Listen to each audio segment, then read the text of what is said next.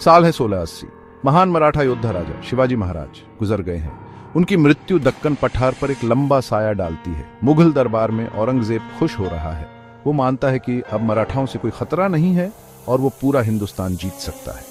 लेकिन औरंगजेब मराठाओं को कम आंकता है। वो शिवाजी महाराज के बेटे युवा राजकुमार संभाजी को कम आंकता है।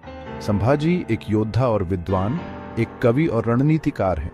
वो अपने पिता की विरासत को आगे बढ़ाने और अपने लोगों के लिए स्वतंत्रता हासिल करने के लिए दृढ़ हैं। संभाजी गद्दी पर बैठते हैं। उनके सामने एक मुश्किल काम है। उन्हें एक बिखरे हुए राज्य को एक करना है और मुगल साम्राज्य की पूरी ताकत का सामना करना है। संभाजी एक साहसी और निर्णायक नेता साबित होते हैं।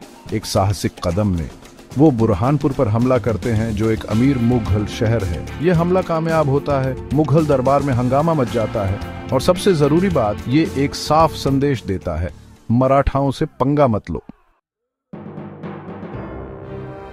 संभाजी की इस हरकत से गुस्साए औरंगजेब मराठाओं के खिलाफ अपनी पूरी सेना भेज देता है।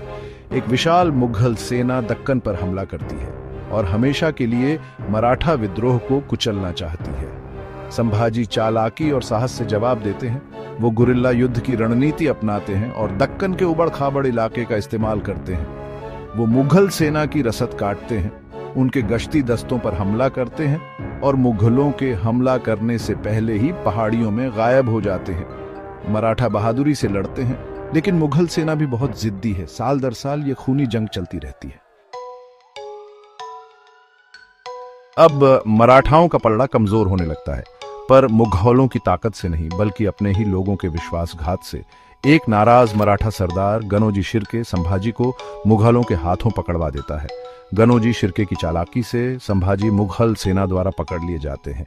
उन्हें जंजीरों में बांधकर औरंगजेब के सामने लाया जाता है। औरंगजेब संभाजी को एक सौदा देता है, इस्लाम कबूल करो और मेरी वफादारी करो तो तुम्हारी जान बख्श दी जाएगी। संभाजी मना कर देते हैं। वो अपमान से ज्यादा मौत को चुनते हैं। क्रूरता दिखाते हुए औरंगजेब संभाजी को मारने का आदेश देता है। मराठा राजा को यातनाएं दी जाती हैं और मार दिया जाता है। उनकी मृत्यु से दक्कन में सदमा पहुंचता है, लेकिन इससे मराठाओं का हौसला नहीं टूटता। संभाजी के बलिदान से विरोध की आग भड़क उठती है। अपने राजा से प्रेरित होकर मराठा फिर से उठ खड़े होते हैं।